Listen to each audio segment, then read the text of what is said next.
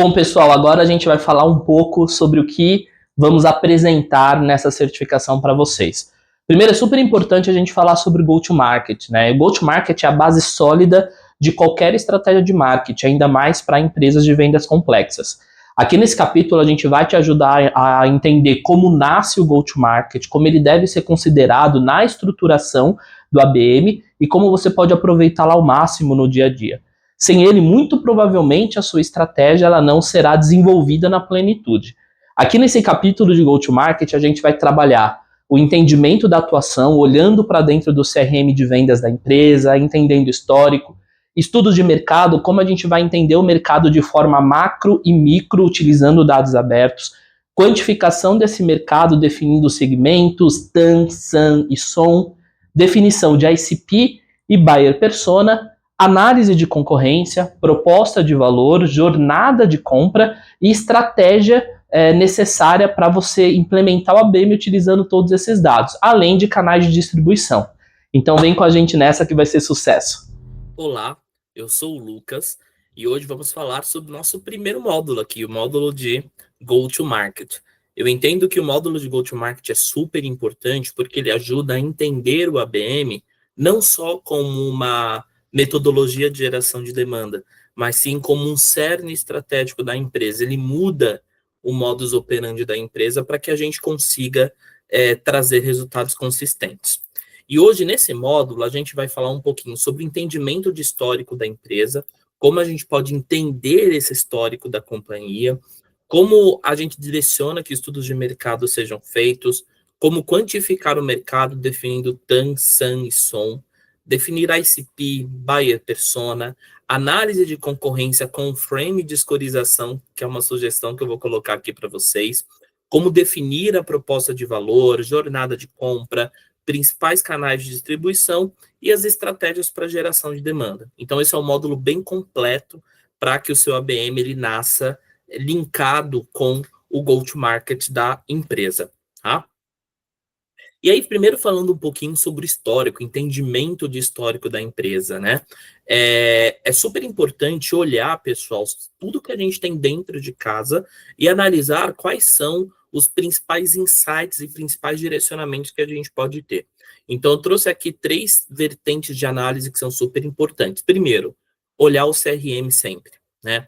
Onde a gente busca, primeiro a gente busca base de empresas prospectadas por segmento, porte, região, quais foram os canais de aquisição, outbound, inbound, indicação, canal indireto, eventos.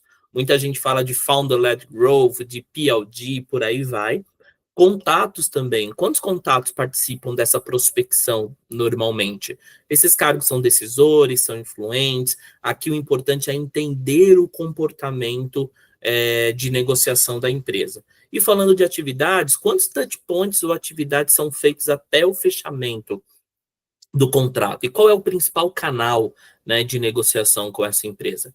Esse aqui é um ponto super relevante, super importante também, porque ele ajuda a entender como funciona ali a engrenagem comercial, pré-vendas comercial, engrenagem de negociação. E também, não menos importante, sales cycle, né? Da prospecção à venda, né? Em que momento as oportunidades, elas eventualmente comparadas, ficam perdidas, quanto tempo demora até esse fechamento, e justamente isso é super importante para a gente poder ter uma base de comparação da estratégia de ABM com as demais estratégias da empresa. E os principais insights que você vai tirar daqui é o comportamento comercial ao longo dos anos, e aqui a gente vai entender muita coisa, muito fator cultural principalmente, como o time comercial lida com essas oportunidades de negócio, e é o comportamento comercial da conta, né? Como é que essa conta se comporta. Segundo ponto, não menos importante, a gente tem aqui a carteira de clientes. Então, a gente precisa analisar como é a nossa carteira, né? Por porte, segmento, região, quais são os pontos focais de contato da empresa? Eles são mais decisores, eles são influenciadores, eu costumo ter contato com quantas pessoas na empresa? Quais e como são os pontos de contato com o cliente? É mais digital? Eu visito presencialmente? Eu viajo? Faço eventos? Convido? E qual é o LTV, o Lifetime Value e cross-sell? Quanto tempo essas empresas costumam ficar ativas na minha carteira? E qual é a mudança de MRR, né? Como ele comporta, como esse MRR se comporta, eventualmente com cross-sell, com upsell, e quais são os outros outliers, quais são os outliers que eu já tive na empresa, né? E com que frequência eles acontecem. E também como anda a rentabilidade do cliente. Então, conhecer a carteira é super importante para que seu programa de ABM já nasça entendendo os desafios e sucesso que vai enfrentar, né? E os principais insights aqui, primeiro, é entender o comportamento da carteira, o potencial de receita e como ele é aproveitado. E é um ponto importante, a empresa está preparada para reter as contas mais rentáveis? Isso aqui é um ponto de dor super importante. Poxa, eu vendo, tenho outliers aqui, mas as contas elas acabam ficando ano, ou eu não consigo demonstrar valor, ou a adoção do meu produto ela é diferente do discurso e da realidade. Então isso é super importante para a gente entender quais vão ser os desafios que precisam, às vezes, até ser corrigido antes de entrar com uma estratégia de ABM. E, por fim, a gente tem aqui pessoas, processos e cultura. Isso é super importante ser avaliado. Como é o perfil dos times hoje? Aqui falando de BDRs, SDRs, comercial, líder comercial e até o time de marketing, né? Como o time comercial é formado? Como é essa estrutura de venda? Se é uma estrutura de venda que vai permitir que você incorpore o ABM nela, ou se eventualmente a gente vai precisar fazer mudanças. Como é o fluxo de vendas hoje? Volume, qualidade, ou é o moedor de cana, né? Como o outbound das antigas fazia. E como é o relacionamento entre a área de marketing, vendas e CS? Essa área de receita, ela é uma área unida? Existe esse alinhamento entre metas, geração de demanda, até comprar alguma briga, comprar alguma decisão importante para ambas as áreas? E como é o patrocínio dessa área de receita, né? Normalmente a gente tem ali um diretor de revenue, um CRO, ou algum head que fica responsável pela área de receita. Como é o patrocínio dessa pessoa? Ela realmente acredita nos canais atuais de geração de demanda e acreditará no ABM? Ou vai ser aquela pessoa que, a partir do momento que a gente implementa o programa, um mês depois já quer ROI em 30 dias, já quer um resultado rápido, né? E aí, quais são os insights que a gente vai tirar daqui? O time de receita, ele tem um perfil colaborativo? Porque se não tiver, vai ser uma mudança super importante para o programa de ABM. Os times estão preparados para a venda mais complexa e de grandes tickets? Ou seja, eu tenho um time na senioridade suficiente, que já entende, já trabalha com social selling, já trabalha em eventos, ou é aquele time mais inside sales? E a alta liderança, ela apoia novas iniciativas ou somente cobra retorno rápido, né? Retorno a curto prazo? Então, isso é super importante para a gente entender o terreno que o ABM vai pisar. Além disso, pessoal, quando a gente entende o histórico da empresa, né, eu mostrei esse frame aqui para vocês, o meu objetivo é trazer exemplos práticos aqui, né, para poder auxiliar você a criar o seu go-to-market e auxiliar você a entender quais são as mudanças necessárias para o ABM. Então, eu vou trazer um exemplo aqui, um exemplo prático, tá? De um relatório do próprio HubSpot, onde a gente faz essa análise aqui de SAL, de Sales Accept Leads, né? Então a gente consegue analisar cargos, consegue analisar cargos perdidos, e aqui a gente meio que com essa análise consegue trazer conclusões, né? Pô, eu estou conseguindo trazer os cargos desejados, estou conseguindo trazer uma representatividade de cargos decisores legais. Aqui a gente também traz, o que a gente também pode analisar, são os próprios motivos de perda, né? Aqui nesse exemplo eu tenho vários motivos de perda, eu tenho 8 motivos de perda na operação, e aí é um exemplo de como a gente pode avaliar a qualificação ou a perda na qualificação de BDRs e SDRs e entender algum ajuste que precisa ser feito. Aqui a gente também tem uma análise de segmentos, é super importante avaliar quando a gente olha a carteira, quer entender quais são os principais segmentos que a gente atrai, que a gente converte, e quais são as conclusões que a gente pode chegar aqui. Aqui, nesse exemplo, a gente consegue entender que a conversão, né, na época da análise entre MQL e SQL aqui, a gente consegue entender que serviços eu tenho um histórico de queda de conversão, imobiliário também tem um histórico de queda de conversão. Então, o principal objetivo é entender segmentos que a gente atrai, segmentos que a gente perde, e aí fazer correlação isso com o modelo de negócio. Será que eu, até então, nos outros canais de venda que não a BM, canais de geração de demanda, perdão, que não a BM, eu estava trabalhando com o segmento correto? Se eu estava trabalhando com o segmento correto, que tem product market fit com a minha solução, será que o time estava com o pitch preparado? Então, isso aqui desencadeia várias análises que precisam ser feitas. Tá? Aqui a gente também traz uma análise de pipeline. Então, aqui é um exemplo de análise de pipeline de conversão, né? Entendimento de conversão absoluta, que é a primeira etapa, versus a última etapa, né, de trabalho, digamos assim. Então, aqui a gente consegue entender por segmento quais são os principais percentuais de conversão e por que eles decaem ou não. Isso aqui também é mais um exemplo de análise de pipeline que podemos fazer. Aqui a gente também traz essas análises de entendimento de volume, entendimento de precificação, entendimento de próprio preenchimento do CRM pelos vendedores.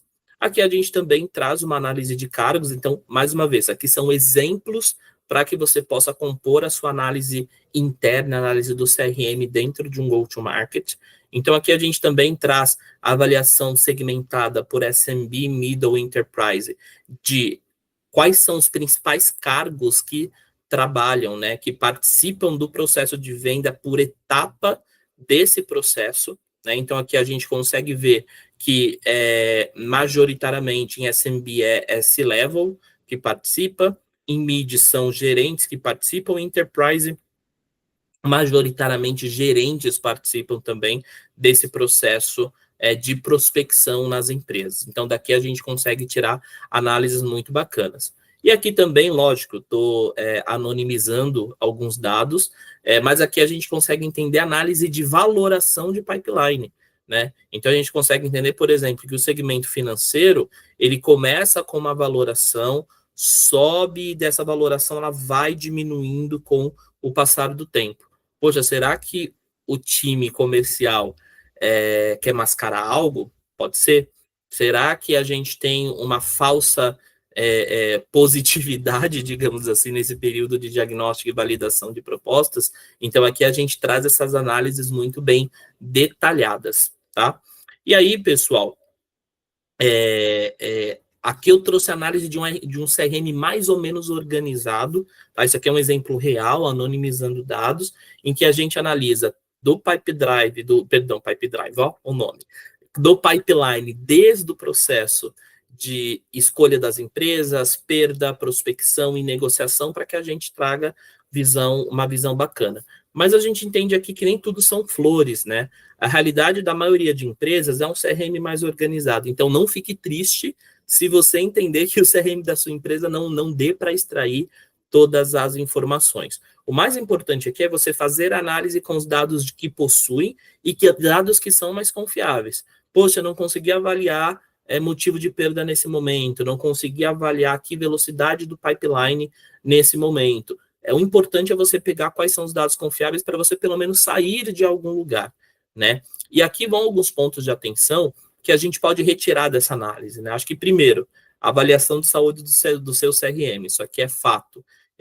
Nessa primeira análise você pode gerar vários alertas de necessidade de refinamento de CRM, necessidade de limpeza de dados ou até de troca de ferramenta em casos mais extremos, né? Ou reset de ferramenta no caso mais extremos. Aqui, quais são os pontos positivos e pontos de melhoria dentro do processo de receita?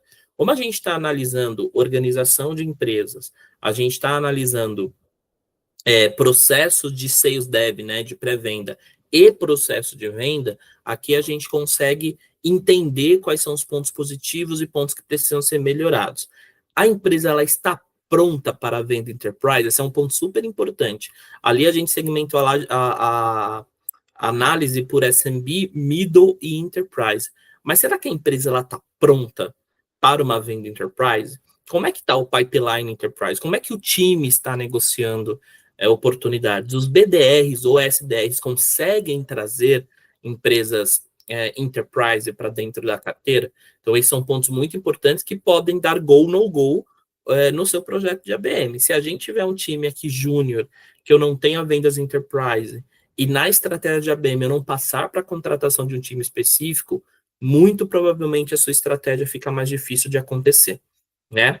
E aqui, quais são as mudanças e ajustes que precisam ser feitos para uma estratégia de ABM linear, forte e sustentável? Foi o que eu disse. Será que eu vou ter que revisitar o processo de venda junto com o comercial?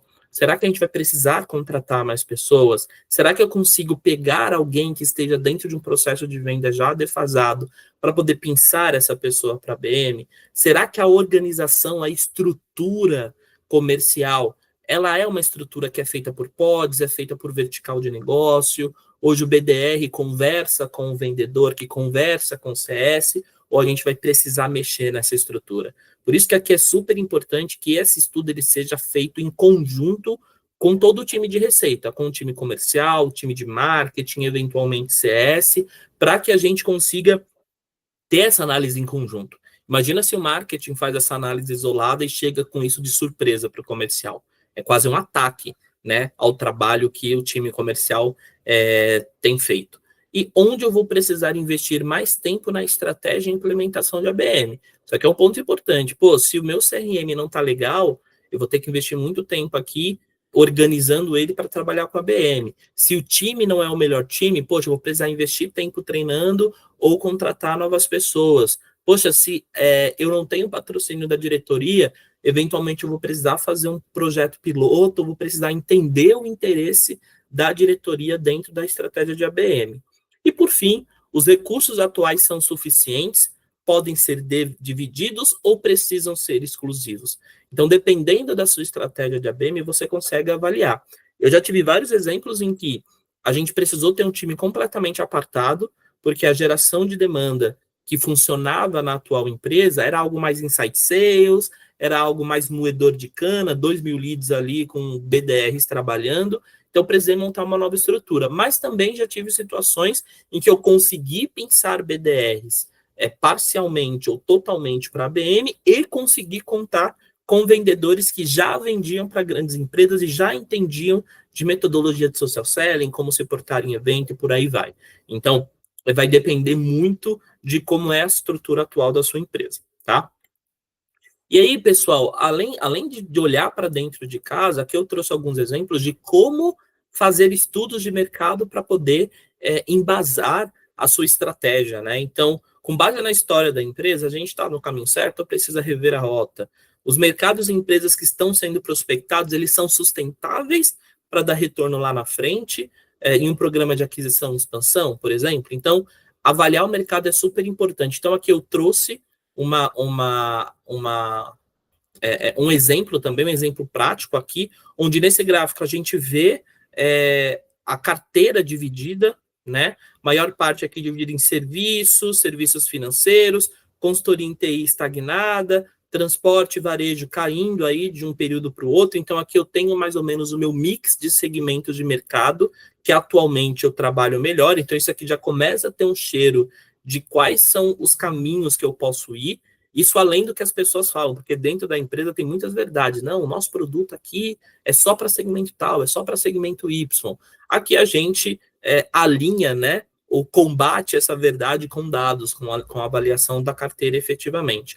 Aqui a gente consegue ver a distribuição de faturamento. Então, nesse exemplo aqui, a maior distribuição de faturamento está em empresas de 360 mil a 1 milhão de reais de faturamento. Então, aqui a gente tem que são pequenas empresas. Quando a gente olha grandes empresas aqui com faturamento acima de 100 milhões, em média, né? Grande empresa, enfim, a faturamento acima de 100 milhões, a gente vê uma menor representatividade. E quando a gente olha a distribuição de funcionários, a gente vê aqui que a maior faixa está entre 4 e 50 funcionários. Então, aqui é natural de empresas startups ou empresas que estão em crescimento, de começarem com empresas menores e depois refinarem a sua carteira. Mas olhando segmento, faturamento e quantidade de funcionários, ele já é um primeiro cheiro para a gente começar a avaliar o mercado.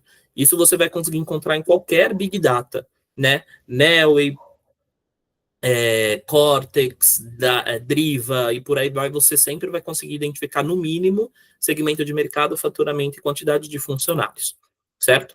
E nesse cenário, a gente consegue entender que os melhores segmentos de trabalho são segmentos de serviço e financeiro, piores segmentos transporte e varejo, e melhor porte são empresas com faturamento até 1 milhão e até 50 funcionários. Então, esse aqui é um exemplo mais SMB, né? E aí a pergunta que a gente tem que fazer quando a gente olha essa análise é: eu estou explorando o mercado de maneira correta? Será que meu grande nicho é um nicho de pequenas ou grandes empresas? Aqui eu não estou falando de ABM ainda. Os segmentos e portes que mais ou menos que eu tenho na carteira refletem o mercado de forma quantitativa e qualitativa? Então, por exemplo, eu estou ali com empresas de serviço naquele meu recorte de segmento e faturamento. Quando eu olho o mercado, é um segmento que tem uma quantidade de empresas sustentável, né, para eu prospectar ao longo dos anos, ou é um mercado um pouco menor, que daqui a um tempo eu vou ter, entre parênteses, escassez, ou vou ter um mercado mais saturado, que eu preciso brigar por oportunidades, né? As minhas verdades acompanham o movimento de mercado, foi o que eu disse, né? Às vezes eu tenho algumas verdades dentro da empresa de que meu produto serve para cá, para lá, não venda para lá, não venda para cá, mas eles acompanham o movimento de mercado. E aí, com isso, eu vou entender se eu preciso fazer mudanças dentro dessa estratégia, sejam elas estruturais ou não, para poder direcionar os esforços de produto, receita e mercado não explorado. Porque às vezes eu estou indo para um caminho que é um mercado saturado e eu tenho um mar azul de outros segmentos de mercado para trabalhar. Será que eu fazendo ajustes na proposta de valor do meu produto, eu não vá conseguir atingir este outro mercado? Né? Aqui desse estudo, pessoal, vão sair provocações que elas devem ser discutidas e decididas com a diretoria da empresa. Então, um ponto super importante. Eu vou relembrar aqui, faça esse estudo em conjunto com o time comercial, faça esse estudo em conjunto com times de research, analytics, inteligência de mercado que você tenha na sua empresa, porque aqui a gente vai pisar em vários calos. Então é super importante que todo mundo esteja maduro o suficiente para conseguir ouvir quais são as análises trazidas a partir do estudo de mercado. Não é? E aí, fazer esse estudo de mercado para basear a estratégia é o essencial, né? E eu vou trazer mais exemplos práticos aqui de um go-to-market. Então, aqui eu tenho um exemplo. Para esse go-to-market, eu utilizei a plataforma Cortex. Então, se alguém tiver familiaridade com os gráficos aí, é porque é dessa plataforma. Aqui a gente analisa o TAM, o Total Addressable Market, né? Que é o maior mercado que eu posso abranger em muitos anos. Então, avaliando aqui, eu tenho 60 mil empresas naquele perfil, de acordo com o sucesso da minha carteira, onde a maior parte delas é por varejo. Eu tenho aqui a distribuição de faturamento, distribuição por faixa de funcionários, o porte dessas empresas. Então, como o meu processo de venda é um processo ainda para empresas menores, né? Então, a maior parte tende a ser menor, é o movimento normal do mercado, né? E o nível de atividade alto e médio. Então, aqui eu trago uma análise mais ampla de como esse mercado se divide, né? E a partir daqui eu começo a analisar o meu SAM, o meu Serviceable Addressable Market, né? Considerando o mercado como um todo, quais são os mercados que eu possa vir a ter mais sucesso? Aqui eu já começo a analisar um pouco mais o KINAI, começo a analisar outras informações além do básico dessas empresas. Então, aqui nesse recorte, a gente saiu de 60 mil empresas para 6.600 empresas em média, trazendo, aqui eu resolvi segmentar em Tier 1 e Tier 2, porque eram mercados que estavam em ascensão e mercados que a gente não poderia deixar de entender e avançar. Então, aqui, por exemplo, no Tier 1 foi especificado o serviço, que faz sentido com a principal carteira da empresa, consultoria de TI, transporte financeiro, varejo e seguros, né? Na avaliação da empresa, olha que engraçado, na avaliação da empresa, os piores mercados eram transporte e, se eu não me engano, um deles era transporte, né? Mas a gente entendeu que era o mercado amplamente possível de trabalhar, o mercado grande e o mercado com qualidade para poder inserir tecnologia. E a gente inseriu o mercado de seguros, né? Que aqui tem o disclaimer de que por mais que não seja o segmento de destaque, pelos use cases, ou seja, pela aderência do produto, a gente entende que tem sinergia com a operação. Então a gente distribuiu em Tier 1, que seriam os principais, e Tier 2, que seriam as prospecções secundárias. Então aqui a gente já começa a dar uma visão que ela é um pouco mais conectada com o negócio. E aí a gente traz essa análise de mercado qualitativa, né? Então, com base nas análises que nós fizemos de SAM, a gente começa a trazer alguns recortes de mercado. Então, aqui, depois de olhar para dentro, eu olhei para o Big Data e eu começo a olhar para estudos de mercado que corroborem. Aqui é um estudo de segurança, que ele fala sobre empresas passíveis de fraude. Aqui a gente traz uma análise de mercado de fraude que acontece em empresas, em dispositivos mobiles e desktop. Aqui a gente tem percepção de clientes que já foram expostos à fraude. Então, aqui a gente consegue trazer vários insights de mercado que corroboram para essa análise e direcionamento de mercado que a gente está seguindo, né? E por fim, eu sempre costumo colocar aqui uma conclusão insights, um slide com conclusão insights dos principais desafios e das principais oportunidades do mercado, tá? Então, esse é um recorte, é um exemplo de como a gente pode fazer um estudo de mercado, é lógico. Ele não é só isso, tá? É um estudo muito mais longo, um estudo muito mais denso, mas eu trouxe aqui alguns frames, algumas referências para a gente poder entender. Analisei a carteira, analisei o mercado, determino meu TAM, meu SAM, o som um pouquinho mais para frente, faço essa análise externa, até que eu chego no meu principal trabalho aqui, que é a definição de TAM, SAM e SOM, né? TAM, como eu disse, é o Total Addressable Market. Naquela análise que eu fiz, a gente chegou em 60 mil empresas, de acordo com o recorte de mercado ganho, e selecionamos aqui os principais mercados. A partir daqui eu entro no meu SAM, que é a quantificação total de empresas que pode ser prospecção nos próximos anos. Então, aqui eu já direciono aí para os próximos 2, 3 ou até 5 anos, dependendo do fluxo de venda da empresa. E aqui eu divido entre Tier 1 e Tier 2. E o SOM vão ser as empresas foco de prospecção no ano vigente. Aqui é o Serviceable Obtainable Market, né? Que vão ser as empresas que a gente vai prospectar naquele ano, e elas podem ser divididas por estratégia. Então, esse aqui é um ponto super importante. Algumas empresas que já trabalham com enterprise dividem isso em target account territórios. Dependendo da empresa, a gente vai dividir isso entre estratégia de outbound e estratégia de ABM, ou fazer parte dessas empresas para que os founders prospectem direto. Então, vai depender muito do tipo de divisão e dos tipos de canais que as empresas trabalham. Daqui é que vão sair as contas de ABM. Então, entenda se a empresa ela tem algum direcionamento para enterprise, quais são as contas enterprise que estarão nessa target account, e vão ser as contas que vão ser papel de ABM. Aqui, normalmente, algumas empresas que eu já passei, elas costumam reunir a alta liderança comercial para a gente olhar essa fatia uma a uma empresa e entender quais que nós vamos trabalhar. Então, é super importante ir junto com o time de inteligência de mercado para que ele já traga insights dessa empresa, ou análises qualitativas, ou análises quantitativas que fujam de Big Data. Tá? Então, é daqui que saem as empresas que farão parte da nossa estratégia de ABM, né? E quando a gente olha esses estudos de mercados qualitativos e quantitativo, é super importante que toda a empresa esteja na mesma página. E que a partir do momento que todo mundo esteja alinhado, todo mundo jogue de acordo com as regras desse jogo, né? E essa definição de mercado endereçável, ela pode considerar outras variáveis a depender de negócio. E aí, quais são as conclusões e pontos de atenção que a gente pode tirar desse estudo, né? Primeiro, a gente precisa ser provocativo e questionar se nós estamos indo no caminho certo, que é super relevante, super importante. Então, às vezes incomoda, às vezes bate ali um ou outro calo, mas precisa entender que é uma análise para que a empresa para que a empresa amadureça e tenha estratégias mais sustentáveis. Os segmentos que vendemos menos são realmente não aderentes ao negócio, ou eu preciso refinar a estrutura para atacar determinado segmento? Essa é uma das perguntas que a gente tem que fazer. A quantificação de mercado deve levar em consideração o MRR, ticket médio a ser abordado, versus médias históricas de conversão da empresa. Quando eu olho esse fator, pessoal, consigo entender se essa quantificação ela é suficiente para que a operação seja mais sustentável ou não. Esses questionamentos aqui, eles podem abrir portas para várias discussões. Discussão de precificação, qualidade na prospecção, qualidade na conversão, retenção de clientes, entre outros. Então, o que eu sugiro?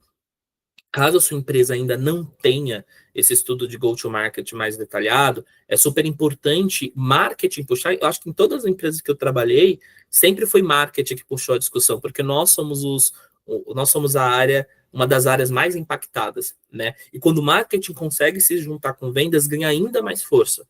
Quais são as provocações que eu posso trazer? Quais são as vulnerabilidades da minha operação que eu posso trazer para que eu consiga ter uma estratégia de geração de demanda sustentável, e principalmente para que eu tenha um ABM sustentável aqui, né?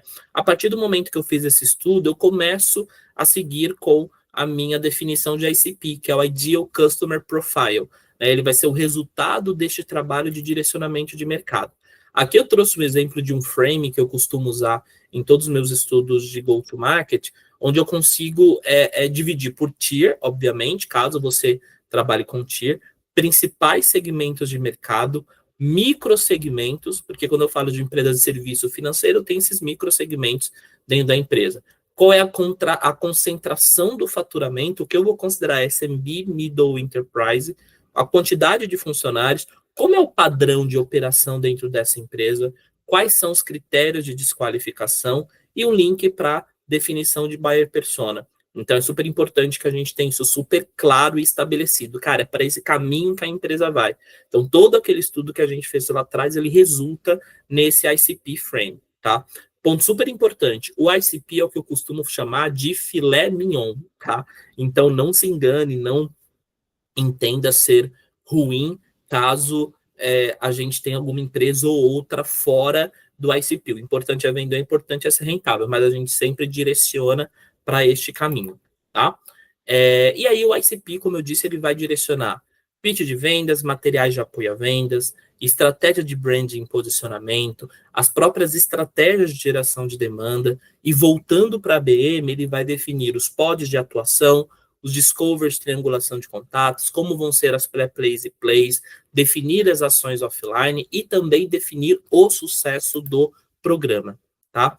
Após definir o ICP, ou paralelo à definição do ICP, a gente define a buyer persona. Muitas empresas e muitas pessoas menosprezam esse tipo de análise porque entendem que é frufru do marketing, perfumaria, mas não é, pessoal. É super importante para a gente entender como nós vamos modular a nossa comunicação, analisando o tom de voz, ações a serem realizadas, como é esse nível de engajamento, direcionar a comunicação e muitos outros pontos mais, tá? A definição de buyer persona, quando a gente faz esse projeto, que é um projeto mais profundo, né, e acompanha o go-to-market da companhia, ele passa por 5 etapas, são muito importantes. Primeiro, etapa de entrevistas. Aqui é super importante entrevistar clientes para a gente poder entender visão da empresa, dos produtos, o que leva ele a comprar, o que influencia essa compra. A gente vai começar a definir os padrões. Então, de acordo com as entrevistas que eu fiz, eu faço em média 10 entrevistas, sabe, pessoal? Nunca faço poucas, mas em média 10 entrevistas, quais são os padrões e análises internas que a gente consegue entender? Quais são os principais cargos que falaram, as dores que foram citadas, como eles entendem que é o processo de decisão, como eles entendem que é o consumo de informação, principais dificuldades. No final, a gente também vai compartilhar um frame com as perguntas que devem ser feitas nessas entrevistas. A partir daqui, eu crio segmentações, eu começo a entender quais segmentações são mais relevantes para trabalhar de acordo com essa entrevista, essas entrevistas qualitativas, né? Falando de carga, hierarquia, maturidade, decisão de compra, e aqui eu começo a definir tribos, então começo a clusterizar essas pessoas por tribo, e por fim eu construo a minha buyer persona. E aí eu vou mostrar para vocês, pessoal, exemplos de como a gente monta essas buyer personas, tá? Primeiro, chegando no exemplo de tribo, então vamos por aqui que a gente já passou por esses 3 primeiros pontos de entrevista, padrão e segmentação, e a gente passa aqui para a definição das tribos. Então, as tribos, elas sempre vão dizer qual é o comportamento macro daquelas pessoas, né? Como elas se comportam. Então, aqui a gente tem a pessoa da tribo antenada inovadora, que é normalmente a primeira da fila da Apple para comprar o iPhone novo da vez. A gente tem a pessoa visionária e empolgada, que é uma pessoa que curte uma boa apresentação, com segurança, dedicação, e isso ganha a atenção dela, é aquela que dá o próximo passo a partir de um hands-on, a partir de uma ação offline bem feita, a partir de participação de um evento bem feito, né? Então, nós temos a pessoa analítica e pragmática, que uma reunião ideal para aquela pessoa analítica é que tem um storytelling pensado, mas com possibilidade de baixar a lupa, fazer um deep dive em cada detalhe se for necessário. Vocês compreenderam que eu já clusterizei aqui, porque esse é um trabalho antigo, né? Então, já consegui conectar ou colocar cada tipo de persona em cada tribo. E aqui eu tenho um exemplo de frame, tá, pessoal? Eu não vou entrar aqui no detalhe, não vou ler para vocês, mas basicamente a gente faz um perfil, uma build da pessoa, coloco qual é a tribo que ela pertence, resumo desse perfil, principais responsabilidades, dificuldades e prioridades no dia a dia. Aqui eu coloco o grau de influência e qual é o grau de gatekeeper dela, como ela pode dificultar o processo, tipo de conteúdo que ela consome, qual canal ela gosta de se relacionar e quais áreas tem interesse. Ponto super importante, a definição de persona e alocação em tribo, é interessante que ela seja feita em um workshop com um time de receita. Então, time de marketing, time de vendas, time de CS e outras áreas que tenham contato direto com o cliente. Então, isso é super bacana para que a gente tenha uma visão única. Então, aqui eu trouxe alguns exemplos de como a gente desenha buyer persona. A partir da buyer persona, a gente também vai para uma análise de concorrência, que é um que a gente precisa considerar também dentro de uma estratégia de go-to-market. Aqui eu trouxe um frame bem bacana que eu vou compartilhar com vocês. Basicamente, quando eu analiso a concorrência, eu penso em 5 principais pontos, né? Primeiro, eu identifico quais são os concorrentes. Então, que, gente, é pesquisa. Perguntar para time comercial, pesquisar no mercado, mercado Google, né? Utilizar a inteligência artificial para poder entender os concorrentes, quem são os concorrentes diretos, concorrentes indiretos, identificar novos entrantes de mercado. Segundo, a gente analisa posicionamento, como cada concorrente se posiciona, o que resolve, qual é a promessa principal dessa marca, e quais são os principais diferenciais. Terceiro, público e segmento-alvo. Quais são os tipos de público e segmentos que atendem? Qual o porte de empresas que eles atendem? Posicionamento exclusivo ou eles são mais varejão? E como eles se comunicam, né? Essa aqui é uma análise mais qualitativa. Ponto 4, produtos e serviços oferecidos. Quais são os principais produtos e serviços oferecidos de cada concorrente? Como eles posicionam os produtos? Eles posicionam por módulos, ecossistema, produtos fragmentados, eles se comunicam. E aqui fazer um comparativo entre o meu produto e os produtos do concorrente. E por fim, não menos importante, precificação e monetização, né? Como é que o concorrente cobra pelo produto e serviço? Essa estrutura de precificação, como ela funciona? Quais são os diferenciais? E o quão claro e transparente os preços são com esse concorrente, né? Aqui eu tenho outros pontos que precisam ser avaliados, que é a parte de aquisição e marketing. Quais são os canais de aquisição que os concorrentes mais investem? Aqui a gente consegue ver biblioteca de Facebook, de Meta, de LinkedIn, Google, então dá para dar uma analisada. Quais as estratégias de marketing eles utilizam? Inbound, outbound, ABM? Isso a gente consegue entender até pela própria forma como a empresa se comunica ou propõe. Investimento em mídia paga e orgânica, como ela investe muito, investe pouco, isso a gente consegue ver pelas redes sociais e pelas bibliotecas de anúncio. Ponto 7, a força da marca, a reputação. Como a marca se posiciona em autoridade e credibilidade? Poxa, ela tem uma presença online bacana e presença na mídia, em veículos de mídia. A gente vê que tem muita... Ela tem bastante reportagem, a gente coloca lá no Google Trends, coloca no Google Notícias, entende se essa empresa sai muito na mídia ou não, tem relevância no seu posicionamento, ou ela compra uma notícia paga no Valor Econômico, por exemplo. Possui avaliações e depoimentos de diferentes veículos e clientes, né? Ela possui esses depoimentos são orgânicos, você consegue entender se é fake ou se não é. Então aqui é uma análise muito qualitativa de como ela se posiciona. Ponto 8, tecnologias e ferramentas. Possui plataformas, a plataforma é própria ou é uma plataforma de terceiro? Eles são disruptivos e inovadores em algum tipo de ferramenta? Como é a experiência digital oferecida? Então, aqui nada mais é do que você acessar o site, fazer demo, utilizar aplicativos como SimilarWeb, o Appalizer, justamente para poder identificar o que está por trás da tecnologia oferecida pela empresa. Ponto 9, que é o ecossistema e composição, eles possuem parcerias estratégicas que potencializam esse negócio, possuem associações ou entidades parceiras de negócio, alguma estruturação de indicação, trabalham com canais e parcerias, ou eles colaboram com outros fundos de mercado, ou seja, são empresas que foram compostas por fundos de mercado como Qualcomm, Monax. Isso no Crunchbase a gente consegue identificar também.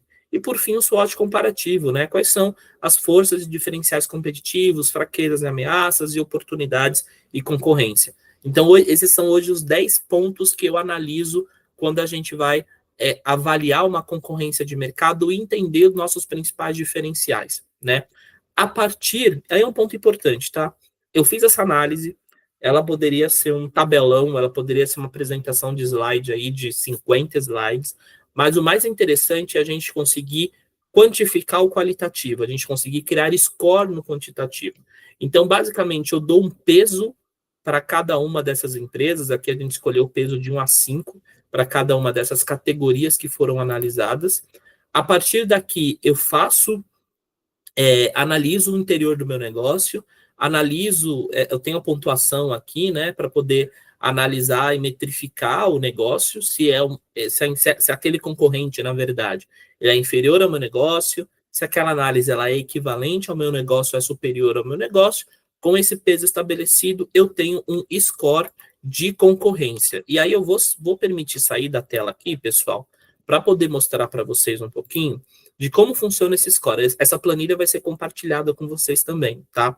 Então, como eu disse aqui, a gente define os pesos para cada uma para cada um dos pontos dos 10 pontos que eu coloquei no slide anterior. E aqui eu tenho a legenda para definir esses critérios, né? Se aquele peso ele tem nenhuma interferência para o meu negócio, pouca interferência, pode interferir, interfere no meu negócio ou interfere muito no meu negócio.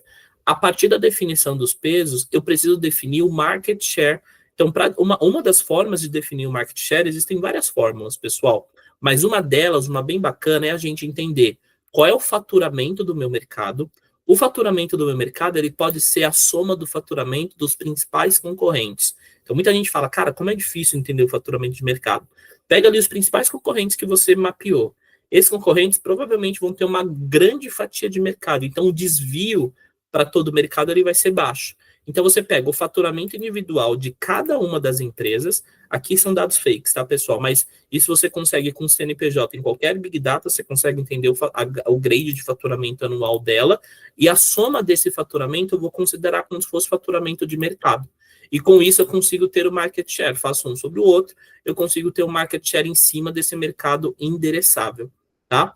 E o ponto 3, você avalia os critérios abaixo. Então, você vai avaliar a sua empresa em posicionamento, público e segmento-alvo, produtos e serviços oferecidos, precificação e monetização, aquisição de marketing, força e fraqueza, enfim. Todos os pontos que a gente colocou anteriormente. E aqui eu tenho a legenda, né? Eu coloquei pontuação 1, 3 ou 5, que é inferior ao meu negócio, equivalente ao meu negócio, superior ao meu negócio. E, por fim, eu tenho a soma da pontuação final. Por que a gente faz todo esse processo de pontuação?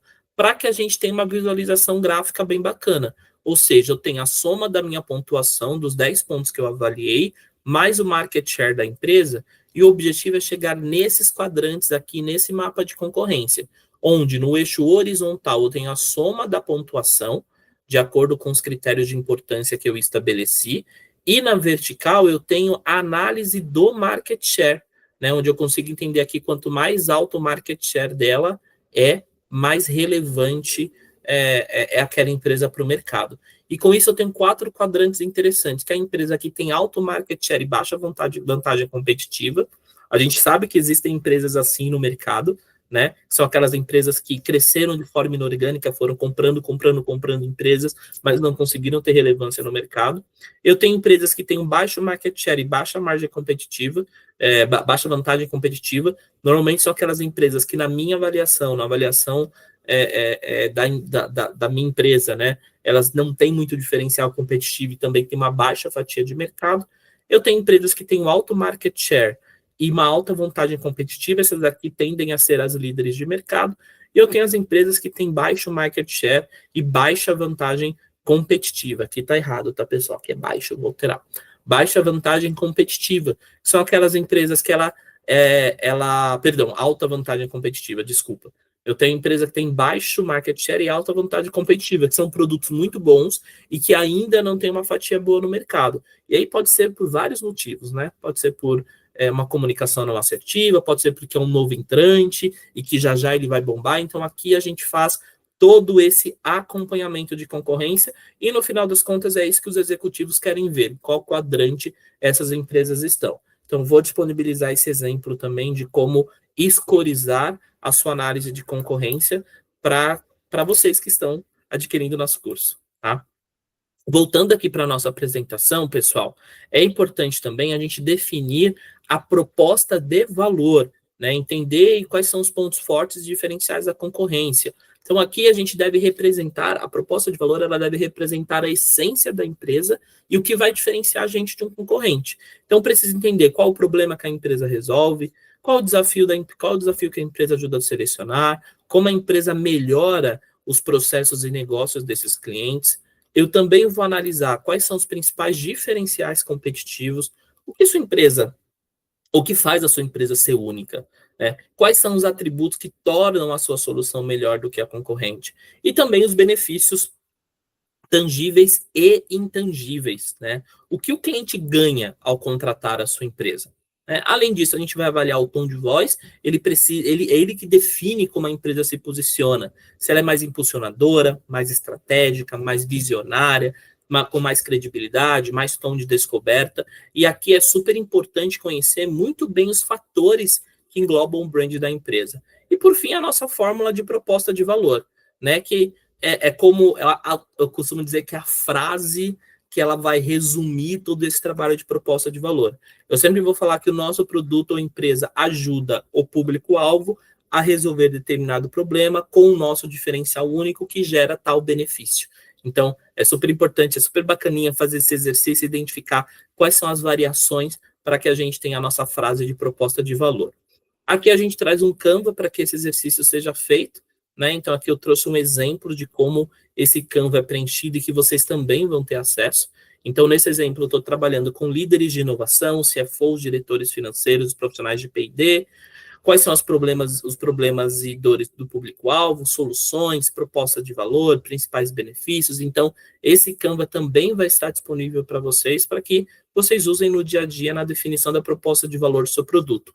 É super importante ele ficar bem claro, porque senão toda a minha estratégia de ABM, minha jornada, ela corre o risco de ficar genérica e desconectada com o que o produto entrega. É aquilo, né? Prometi e não entreguei. Tá? E aí, por fim, a gente já está chegando ao final desse primeiro módulo, né? Falar um pouquinho sobre a definição da jornada de compra. Então, como ela deve ser definida e organizada para os produtos. Aqui eu também trouxe um Canva exemplo, mas basicamente ela é dividida, na verdade, na etapa de descoberta, educação, consideração, decisão que é a compra, e no pós-venda, que é a expansão. E eu sempre vou considerar aqui qual é a persona que vai estar no processo, quais são os tipos de conteúdo e assets que eu vou utilizar, quais são os canais de comunicação que eu utilizo, quais são as principais objeções, né? Como funciona esse fluxo de comunicação, né? Ele é linear, ele não é? E qual é o tech stack que eu tenho que ter para que essa jornada seja preenchida? É super importante que a jornada fique clara, porque ela vai ajudar você a posicionar e vender melhor o seu produto, né? E depois de definir a jornada de compra, a gente passa pela definição de canais de distribuição, né? Onde eu tenho que considerar 4 principais fatores.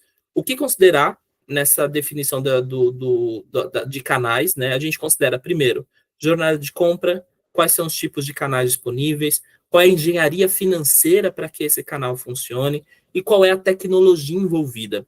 As perguntas que devem ser feitas aqui, primeiro, para a jornada de compra, qual jornada melhor se adequa para os meus produtos e serviços? E aqui eu mapeio opções de jornadas, né? Jornada para CFO, jornada para produto, jornada para segmento de mercado, e eu também analiso a eficiência de canal. Para os tipos de canais, eu preciso entender quais canais eu tenho disponível e qual o grau de maturidade e complexidade desses canais. Então, aqui a gente divide aqui por Inside Sales e Fight Sales, venda digital, parceiros de venda, que são canais e parcerias, e como é essa engenharia financeira? Como será que eu vou remunerar e investir em cada canal para eu ter o ROI necessário. Então, eu preciso ter um fluxo de comissão para todo o time de venda. Eu preciso entender como eu vou distribuir esse valor, e eu preciso ter muito bem calculado o meu ROI, o meu LTV, o meu Lifetime Value, o ponto de equilíbrio dessa operação, né? E a principal eficiência desse canal é a própria conversão do que eu estou prospectando. E, por fim, a parte de tecnologia envolvida. Eu tenho tecnologia para poder acessar esse canal? Eu vou precisar desenvolver essa tecnologia dentro de casa, ou eventualmente investir na compra dessa tecnologia. Aqui a gente está falando de CRM, portal de parceiro, eventualmente mídia programática, tudo que eu vou decidir trabalhar em cada um desses canais. Então, eu preciso entender se eu vou desenvolver dentro de casa, se eu tenho um time de desenvolvedores, ou se eu vou contratar plataformas white label, e o principal ponto de eficiência dessa etapa aqui do canal é a escalabilidade. No final de toda essa análise desses 4 pontos, né, desses quadrantes, a gente precisa priorizar. Os canais são mais maduros hoje, com maior retorno, com facilidade de conversão e escala. E, em paralelo, eu preciso preparar os canais que são mais rentáveis e com maior conversão. Então, nem sempre o canal que eu vou ter à mão nesse momento vai ser o canal mais rentável. Então, muitas vezes eu trabalho ali com outbound, mas não tenho investimento suficiente para trabalhar com mídia paga, não tem problema. Mas como eu estruturo a empresa, como eu estruturo o orçamento dos próximos ciclos para que eu possa trabalhar com esse canal, já que é um canal extremamente rentável. Então, é super importante a gente fazer essa análise para definir quais são os canais que a gente vai trabalhar, né? E ele vai direcionar muito, gente, os investimentos e o direcionamento do meu ABM. Porque no ABM eu posso envolver parceiros de negócio, no ABM eu posso envolver mídia paga, no ABM eu posso e devo envolver tecnologia. Então, essa análise de canais de distribuição do produto é super relevante, né? Como eu disse, para a empresa como um todo, mas principalmente conectando com a estratégia de ABM. E aí a gente chega na estratégia de geração de demanda. Então, ela é muito importante que ela esteja conectada com a definição de canais. Caso contrário, esse investimento ele pode diminuir essa margem de contribuição, o ROI e o LTV. Aqui, basicamente, eu seleciono os canais escolhidos depois de fazer a análise anterior. Aqui, por exemplo, a gente escolheu vendas digitais, que vai ser inbound marketing mais insight sales, field sales com outbound ABM e canais e parcerias. Aqui eu trouxe as 3 macro etapas, né? Se a gente for deixar algo mais geral, que é a parte de awareness, nutrition, retention. E é super importante que eu desenhe, né, eu tenha muito claro como é esse fluxo de geração de demanda. Então, vou selecionar as empresas de Tier 1, vou trabalhar brand awareness, conteúdo com essas empresas, vou nutrir essas empresas com anúncios em LinkedIn, com SEO, eventualmente com Google Ads, e-mail e WhatsApp, fazer eventos, webinar, petit comitês, e eu vou fazer a retenção dessas empresas depois da renovação. Trabalho remarketing, trabalho nutrição. Então, é super importante você, de uma forma geral, deixar muito claro qual vai ser as suas ferramentas e quais vão ser as táticas que você vai usar dentro da sua estratégia para que você consiga, inclusive, organizar o próprio investimento versus o retorno que você vai ter. Tá? E aqui a gente também acaba trazendo a própria estratégia de ABM, né? Como é que eu trabalho a estratégia de ABM dentro das target accounts? Então, passo a passo, eu faço discovery, triangulação de contratos, desenho as plays, entendo a produção de conteúdo, faço campanhas segmentadas, acompanho prospecção, eventos online e offline, acompanho e dou suporte às operações. Só um spoiler, a gente vai passar por todas essas etapas aqui na nossa certificação. Esse é só o primeiro módulo. E também na etapa de expansão, como eu trabalho a expansão desses negócios, né? Dessa carteira em programas de ABM. Aqui eu trago o exemplo de aquisição de parceiros e relacionamento com parceiros também. Então, como eu passo cada etapa num processo de estruturação de canais e parcerias e como eu me relaciono com esses canais, sempre deixar claro o start na operação, como é o processo de venda, como eu clusterizo e como eu me relaciono com esse parceiro. Aqui eu não vou entrar tão a fundo, que é mais um exemplo de como a gente demonstra os nossos canais de aquisição, tá? Pessoal, eu quero agradecer muito. Esse é o primeiro módulo. Mais uma vez, é super importante que a gente passe e tenha a base de go-to-market para que o nosso programa de ABM ele possa nascer de forma sustentável, ele possa nascer de forma firme e ele possa nascer de acordo com os direcionamentos da empresa. Né? Uma vez que a gente consegue estudar, cutucar as dores, resolver as dores da empresa, a gente consegue ter estratégias de geração de demanda muito mais fortes. Então, quero agradecer a sua presença nesse primeiro módulo e até a próxima. Um abraço.